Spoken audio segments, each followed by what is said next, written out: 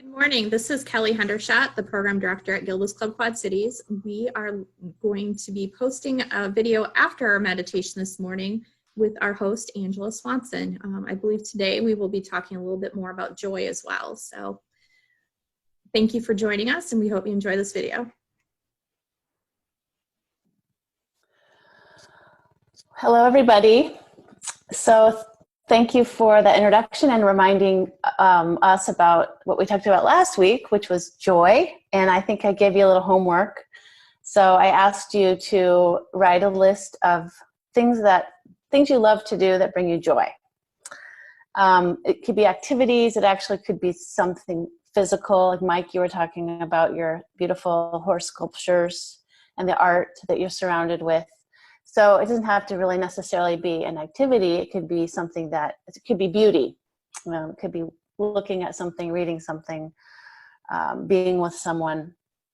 So we'll talk about that at the end of meditation, after perhaps maybe we've stopped recording. So you can just feel free to share openly about that.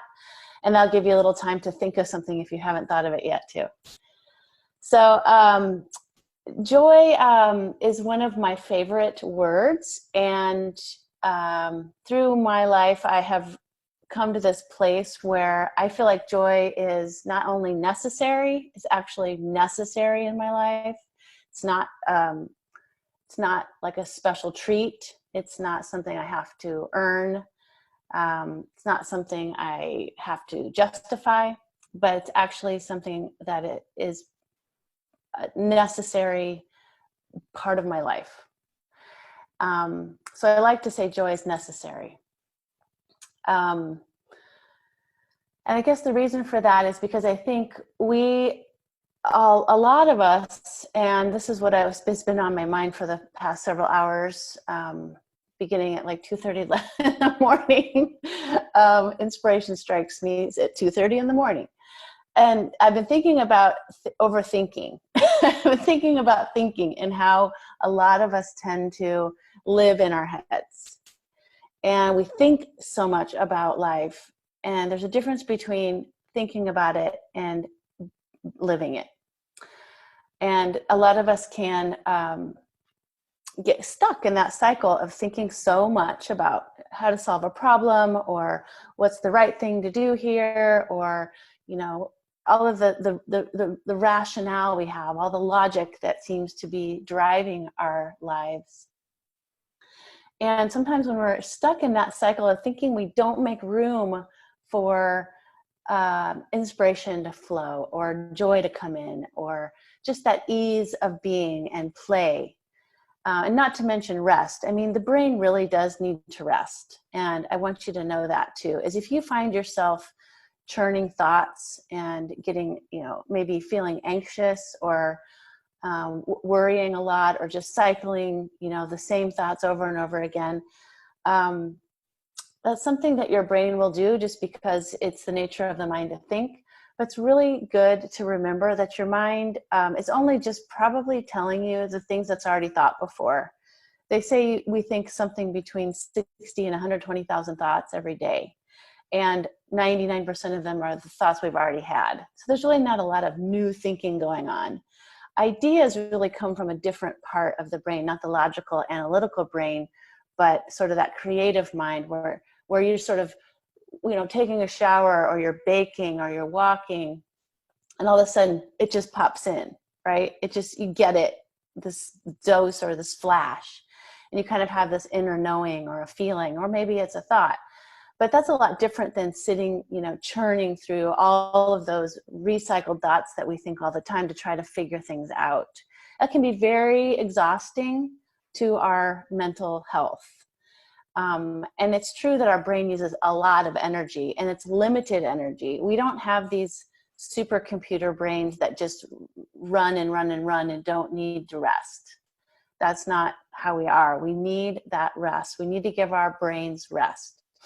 So in my world, meditation obviously is one way I do that, but also just disengaging that analytical brain and hopping into sort of the free-flowing creative side of my brain, that right side of the brain where I'm having fun and I'm feeling joy and I'm laughing and I'm connecting. And that's really nourishing. It's really nourishing for us as a whole being, but especially for our brains, that we exercise and work a lot, really a lot harder than we probably should sometimes. So I just wanted to share that with you. Maybe that resonates. So that's why I like things like the joy list, because when you get stuck in that cycle of thinking, sometimes you need a little kick in the pants, like a little help to get out of that cycle, because it's kind of seductive. Like you think, oh, I'm going to figure this out, or this is something, you're in that problem solving hamster wheel, and you're actually getting some hits of dopamine, which makes you think that you're going to get there. And so you keep doing it, but sometimes you never do. So having a joy list handy is nice, because when you catch yourself in that cycle, you can say, okay, I need to do something else. What are some other things I can do without trying to overthink and remember, but just to have them there so you can say, oh yeah, when I go on a walk, I always feel 100% better. Or, oh yeah, when I pick up my knitting needles, then I feel like I'm, shifting gears. So that's the value of a joy list. And before we dive into meditation today, I wanted to review the 5 essentials of meditation. And these are tips for you to use with any kind of meditation that you're practicing. These are the things that trip up most people when they have their own unguided meditation practice at home. And they can still help you if you're using guided apps and things like that. But if you want to have more of an unguided experience with meditation, then these 5 essentials are really crucial. I know some of you know these already, but for those of you who have never heard them, this might be new. And I'm just going to kind of go through these quickly. And if you have questions, just send me a chat or raise your hand, and we'll stop and talk about it real quick before we dive in. So the first essential is to remember that it's okay to have thoughts. So I just talked about that a little bit, but a lot of people think that meditation is about quieting the mind. In fact, that's the kind of the phrase that you'll see in a lot of the marketing copy out there these days about meditation. You'll see quiet your mind or stop thinking, and that's impossible to do. And we certainly can't quiet our minds and stop thinking by thinking about it. So when you're in meditation, you get kind of seduced into that cycle of thinking by thinking, I'm thinking, and then but I got to stop thinking. And you're just always thinking about not thinking. So you're just always thinking.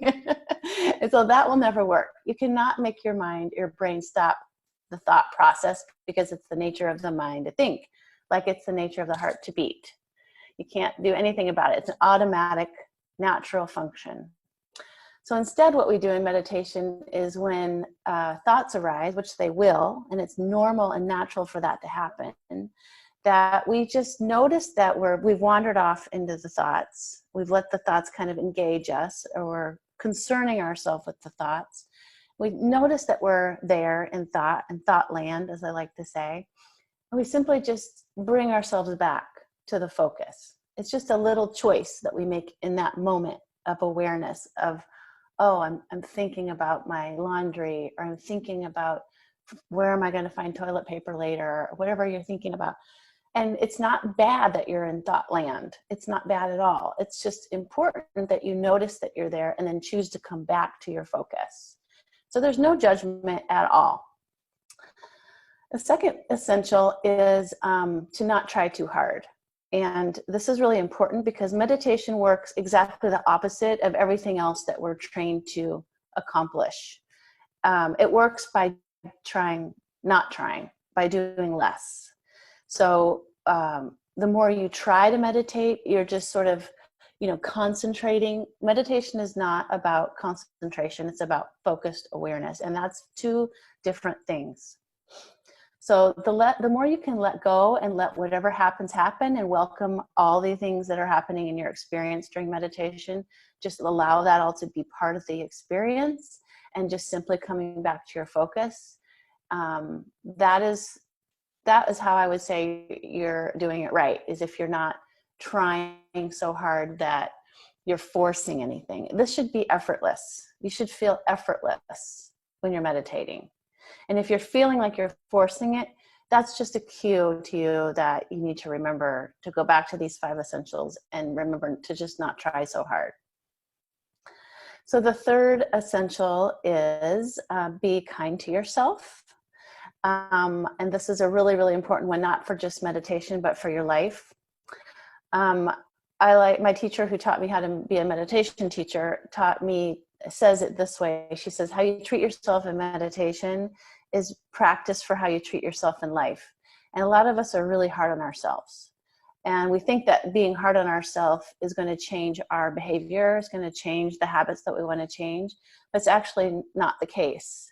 So being self-critical and hard on ourselves is not helping us achieve the things we want to achieve. Actually, allowing, accepting, acknowledging, and kindness is what shifts people into new behavior, ourselves and others, actually. So when you're in meditation, you feel like you're judging yourself or judging the experience or criticizing yourself, saying things like, I just can't do this. I'm not doing it right. I knew meditation, I wasn't going to be good at this. Or gosh darn it, I'm thinking all those thoughts again, or whatever those thoughts may be. We're not going to be hard on ourselves about having those thoughts. We're not going to be hard on ourselves for being hard on ourselves. We're simply being aware of it. We're just raising our awareness. That's all it is. It's a little bit of awareness. It goes a long, long way. So once you notice that you're not being kind to yourself, it's simply, and that little moment, that little pause of awareness allows you to then make another choice to come back to your focus or let it go or be kind to yourself. Just remember, be kind to yourself, and then you can keep going. This doesn't have to trip you up. It's just the being aware and then making another choice. The fourth essential is let go of expectations. So this is important because sometimes you may have an experience during meditation that you really love. It feels juicy and yummy and blissful and quiet and peaceful and relaxing, and you want to have that same experience the next time. And then you go to meditate next time and it's anything but that. It's completely opposite, or something else happened that you didn't have happen before. And that can feel disappointing and that can feel confusing.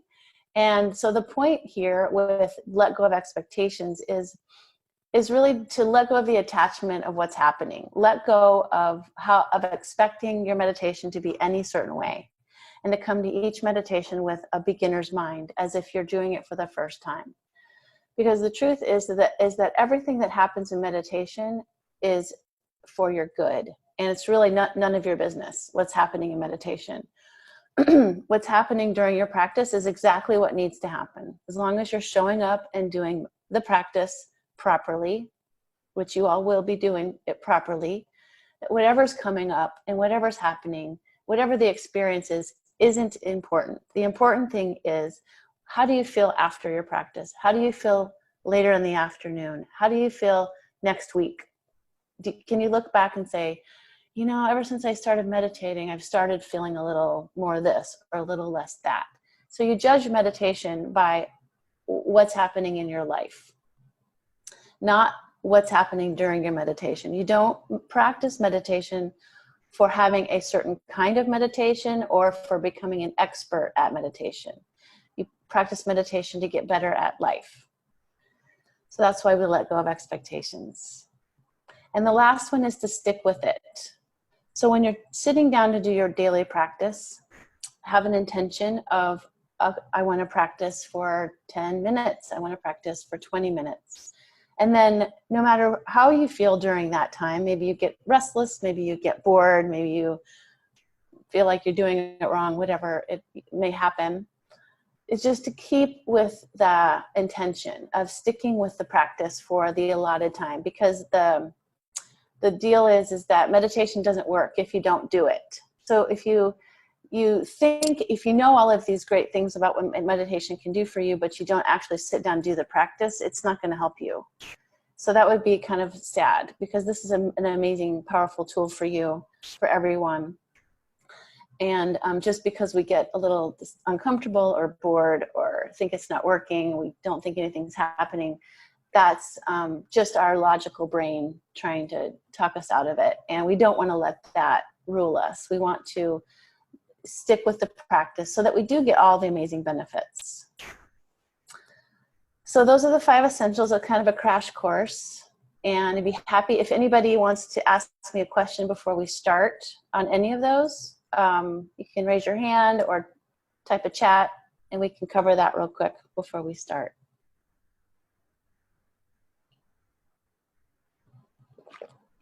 So if I quiz you next week on this, you're going to know I'm right. Okay, good.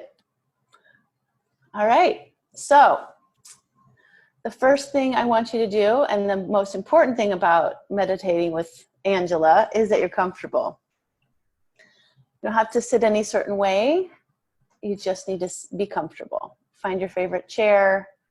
Sit upright if you can. Don't lean too far back if that's doable. If it's not, that's completely fine. John Kabat-Zinn is one of my favorite mindfulness teachers, and he says, if you want to meditate on your back, just know that you may fall asleep, but you need to keep reminding yourself we're not trying to fall asleep, or trying to fall awake.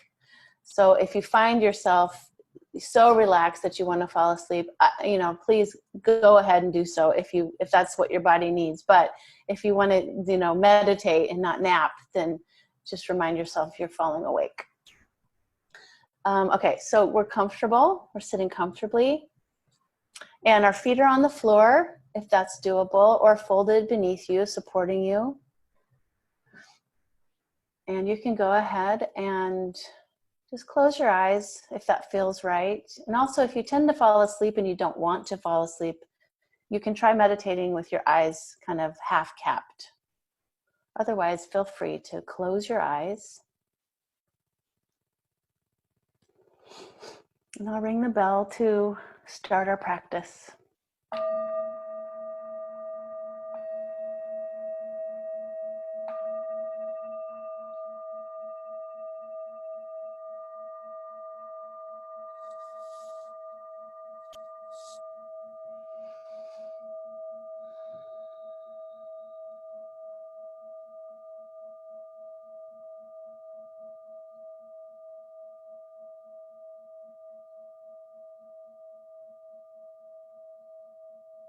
Let's begin by welcoming the sounds in the room. Just noticing what there is to hear in the room or outside the room.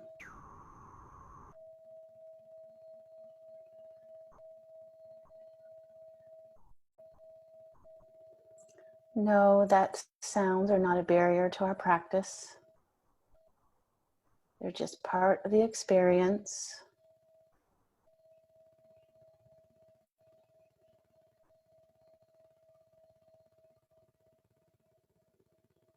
And if and when we get distracted by sounds, we know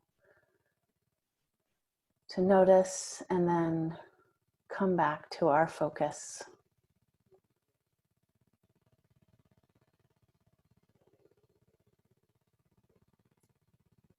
So let's bring our mind into our body through the breath and the nose.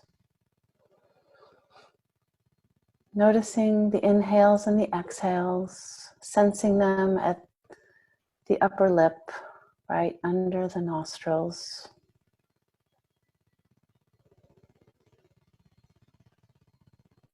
Becoming aware of how our inhales and exhales feel.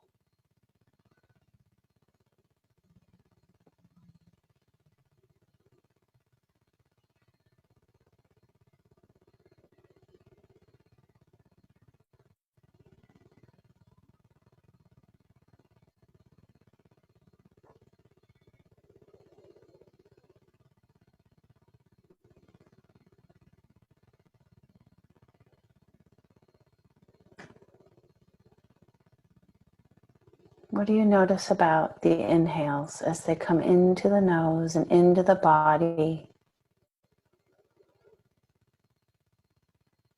Where Where does the inhale land in your body?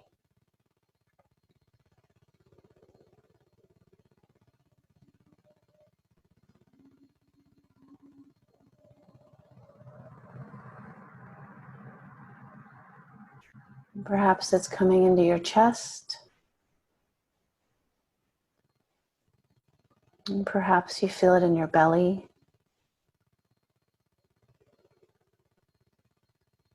See if you can draw the breath into the belly.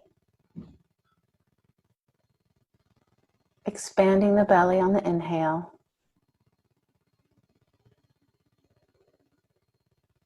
And contracting on the exhale.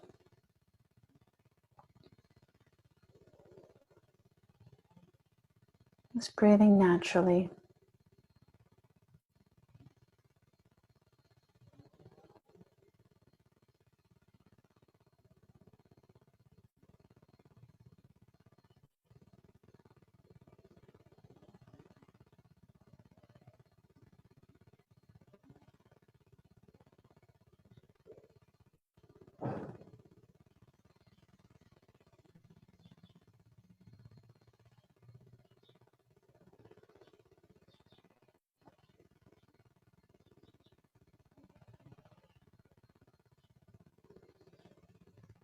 Now see if you can notice the space, the pause between the inhale and the exhale.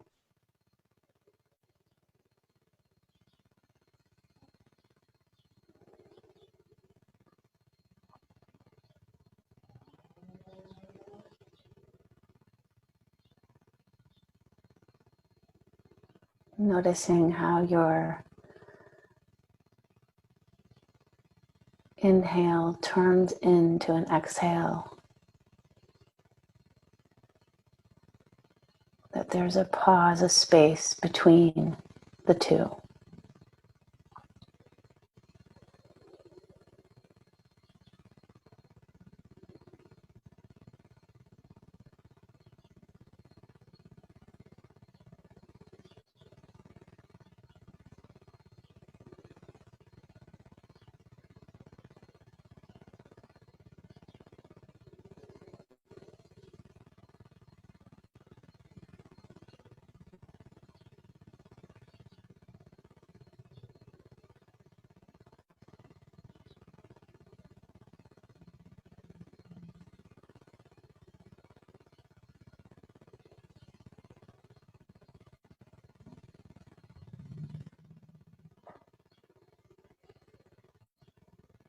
And this breath is our anchor,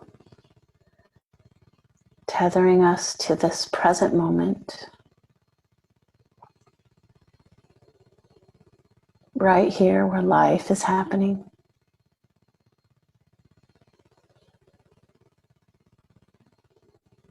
And if we find thoughts have drawn us away from the present moment,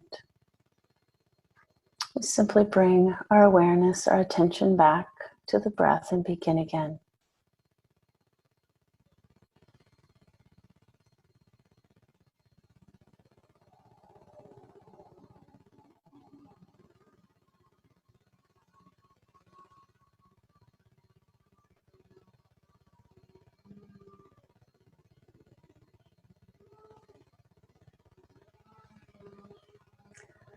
Check in with your body. Notice if you sense any spaciousness.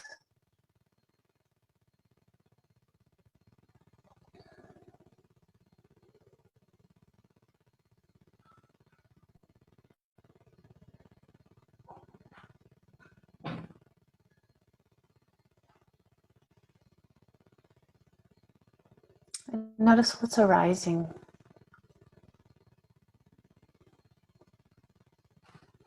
Maybe it's a thought, an emotion, physical sensation. Just noticing that whatever arises can be welcomed and that you can be with it.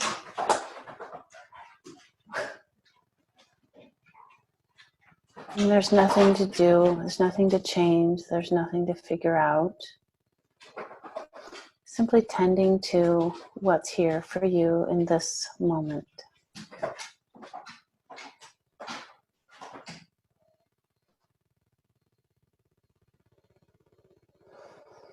Letting the breath be your anchor.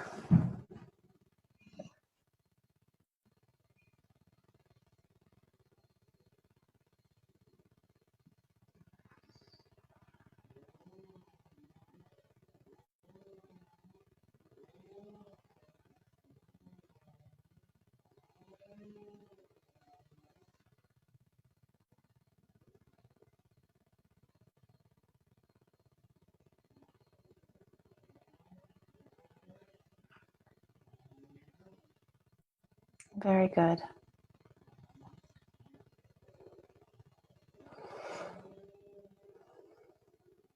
Let's direct our attention to the top of our head and imagine a beautiful blossom is opening above our head. Your favorite flower hovering above your head, beautifully open. And that from this open blossom, a beautiful warm energy is entering into your body.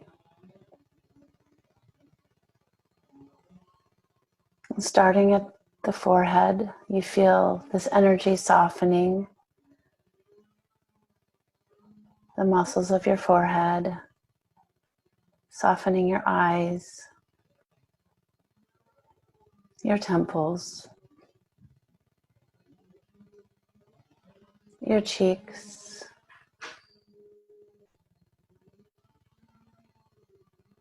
your jaw, your lips, your tongue,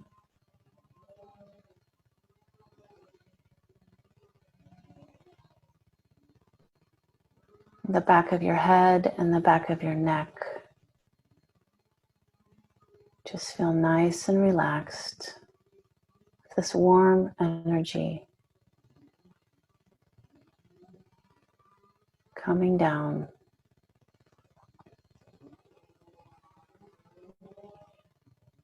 And the front of the neck softens. It continues to spread across your shoulders, the back of your shoulders, the width of the upper back, down to your middle back, to your lower back.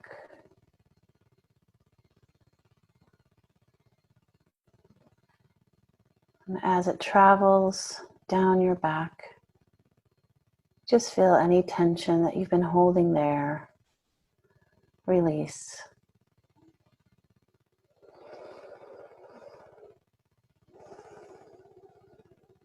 And this light spreads across the front of your shoulders. Just notice how that feels. To let everything you've been holding on the weight of your shoulders, just all of that heaviness and all of that tension just releases as this warm energy spreads across your shoulders and down your arms, around your elbows, through your forearms, around your wrists, into your hands and out your fingers.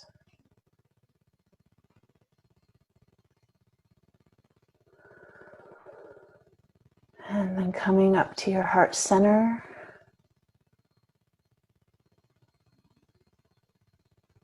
completely opening your heart, this vast, infinite space, the source of our joy, love, and compassion. This energy just fills up your whole heart. unlocks your heart and opens it wide and scans down to your belly, relaxing your abdominal muscles, softening your hips, surrounding your thighs and the back of your thighs. And this warm energy continues around your knees, down your calves and shins, around your ankles, into your feet and through your toes. Now your whole body is connected to this beautiful blossom that's hovering above your head. Just open your awareness now into the wholeness of your body.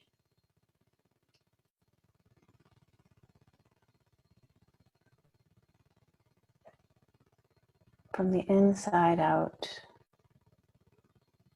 feeling the sensations of your body.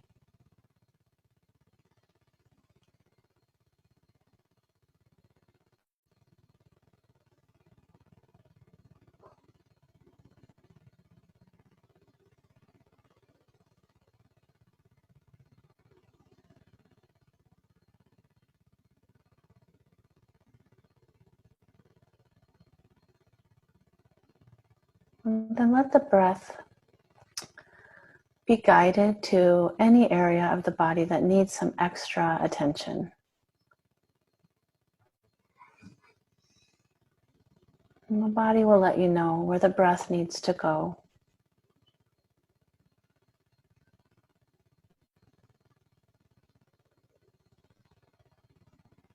Bring your breath there with the power of your attention. Just tend to this area.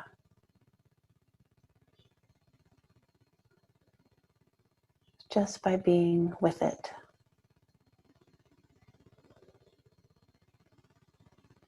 On the inhale, noticing the sensations of this area. And on the exhale, letting that go. Letting it move.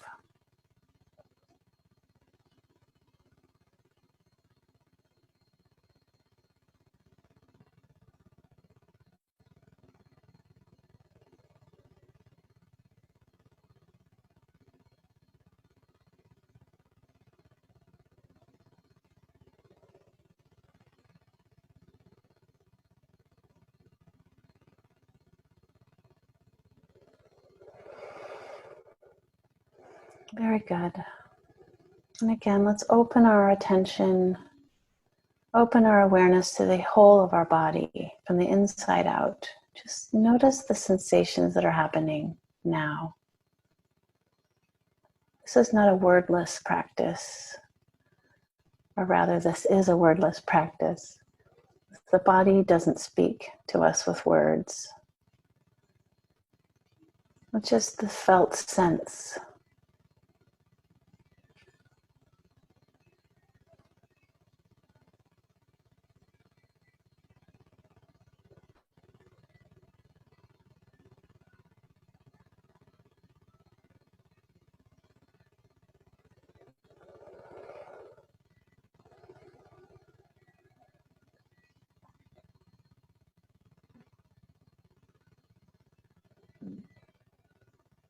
And they say that our attention is love.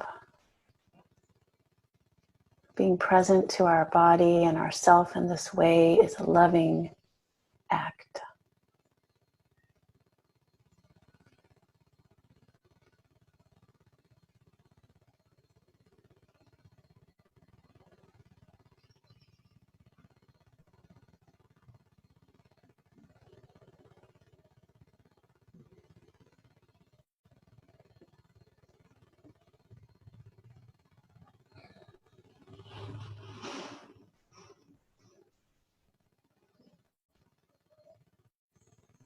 Let's go ahead and bring our attention back to our breath in the nose, noticing the inhales and the exhales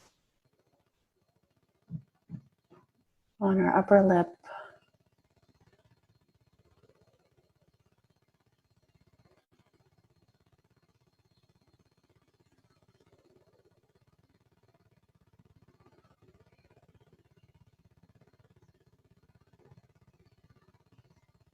As we end our practice, we'll just take a moment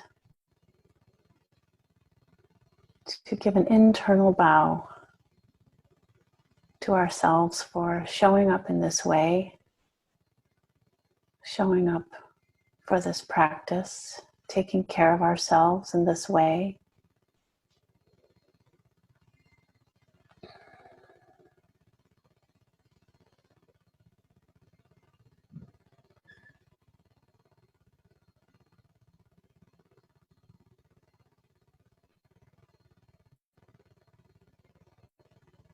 And in just a moment, I'll ring the bell. When I do, you can slowly open your eyes. But for now, just relish these last moments of spaciousness, of stillness, or whatever is arising for you.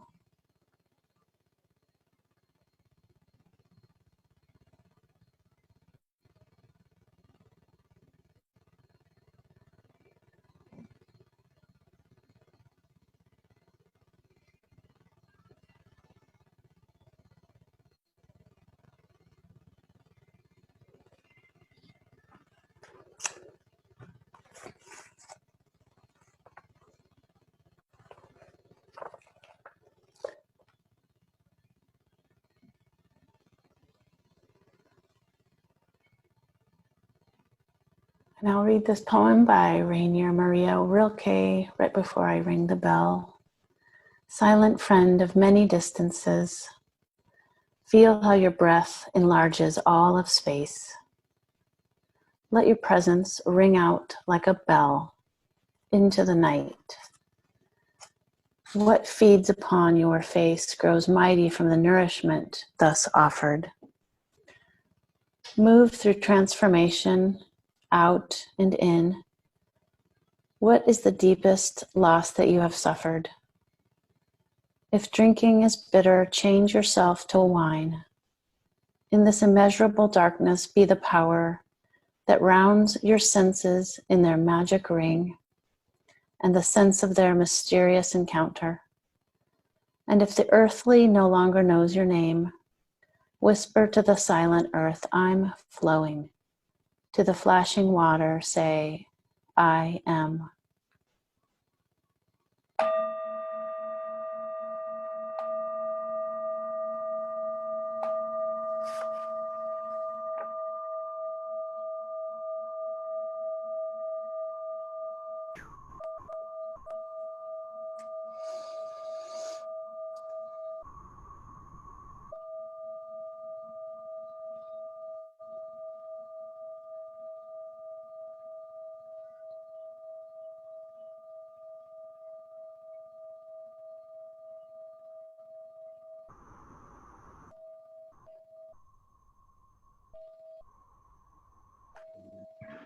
Welcome back.